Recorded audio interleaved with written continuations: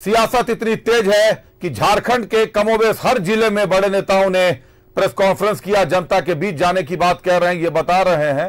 ये बता रहे हैं कि हमारे साथ गलत हुआ है, हमारा खाता फ्रीज कर लिया गया है। न्यायालय गए हैं या नहीं गए इस बात की जानकारी नहीं दे पा रहे हैं कि ये पैसा निकालना चाहते हैं बिना टैक्स लिए, कांग्रेस वापस ले लेना चाहती है पूरा खाता। अगर टैक्स नहीं भरी है, पार्टी ने टैक्स नहीं भरा है तो अभी तक क्यों नहीं भरा है, कई ऐसे सवाल खड़े होते। क्योंकि साहब पैसा अगर आ रहा है तो जो नियम है उस नियम के अनुसार टैक्स तो भरपाई करनी ही पड़ेगी। हम आम लोगों को भी टैक्स भरना पड़ता है, तो राजनीतिक दलों को तो इसका खास ख्याल रखना चाहिए। सवाल कई है। बन्ना गुप्ता ने कह दिया दुश्मनों से भी खराब विरोध कर रहा है हमारे साथ, सरकार हमारे साथ खराब विरोध कर रही है। चलिए सवाल और भी है।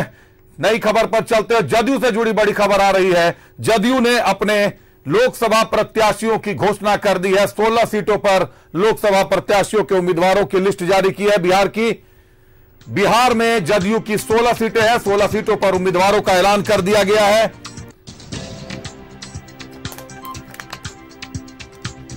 शिवहर से लवली आनंद लड़ेंगी चुनाव।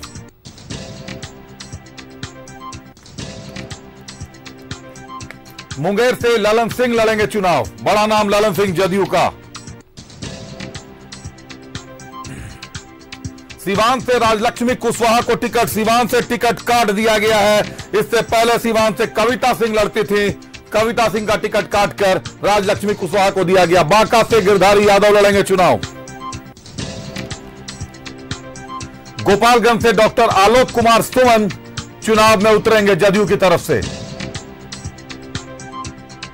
सीतामढ़ी से सुनील कुमार पिंटू का टिकट भी कट गया है। सीतामढ़ी से इस बार देवेश चंद्र ठाकुर को उम्मीदवार बनाया है जदयू ने। सीवान से कविता सिंह का टिकट कटा, सीतामढ़ी से सुनील कुमार पिंटू का टिकट कटा।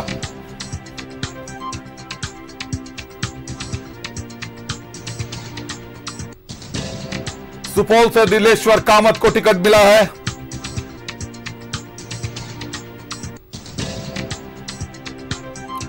छह ओबीसी को जदयू से टिकट मिला है।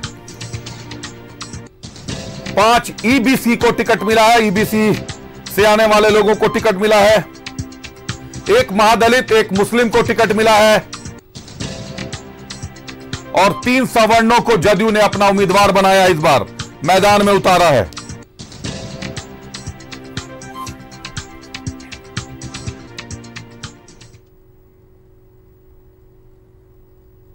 नामों में फेरबदल किए गए हैं।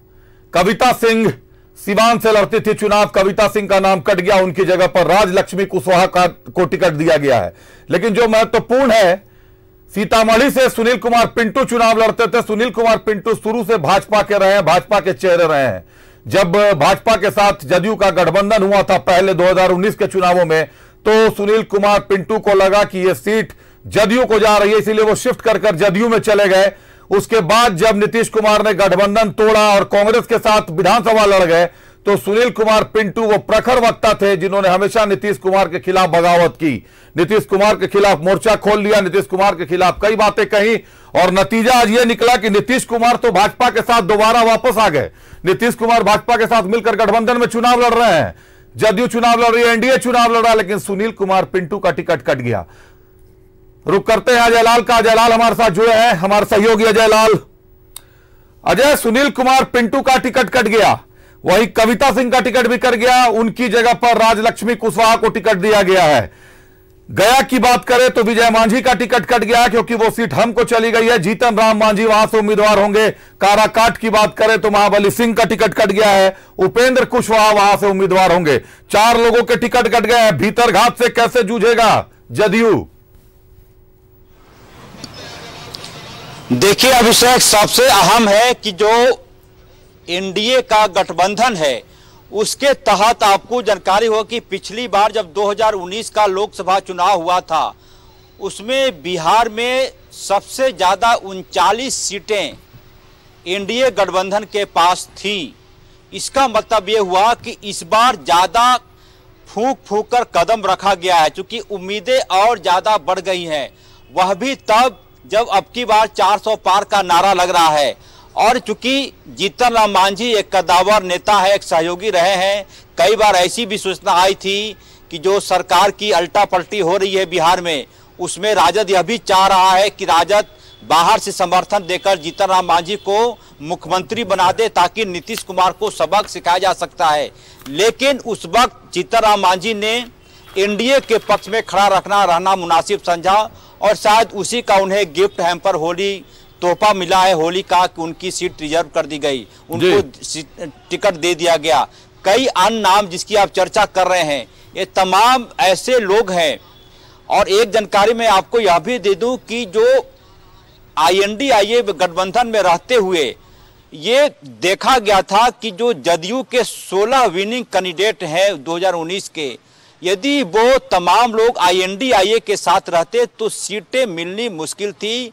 लिहाजा कई सांसदों का प्रेशर भी था नीतीश कुमार के पास कि आप NDA के साथ दोबारा जाए और आखिरकार वही हुआ।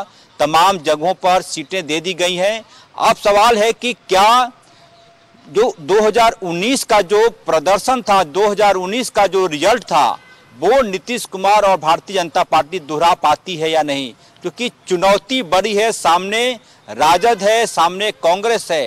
कांग्रेस की बात ना भी करें तो हाल के दिनों में राजद का जो परफॉर्मेंस देखा गया है, खासकर तेजस्वी यादव का, कई ऐसी सीटें होंगी जहां पर आमने सामने का टक्कर होगा और कई ऐसी सीटें भी हैं जहां पर भाकपा माले के उम्मीदवार ने भी अपना एक प्रकार से तैयारी शुरू कर दिया है।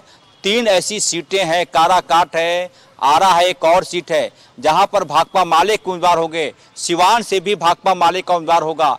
तो मतलब यह है कि फूंक फूंक कर कदम रखा गया है।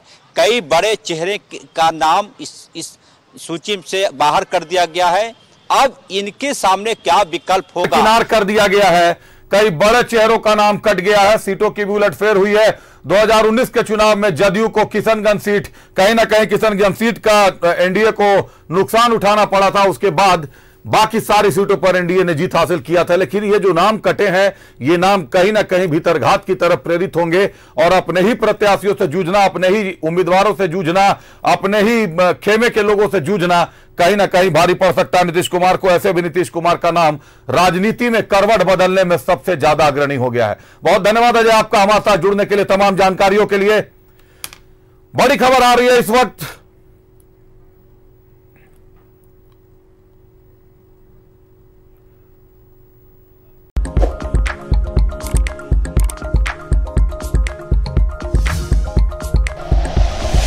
Like and share videos, subscribe करें हमारा चैनल और प्रेस करें बेल आइकॉन।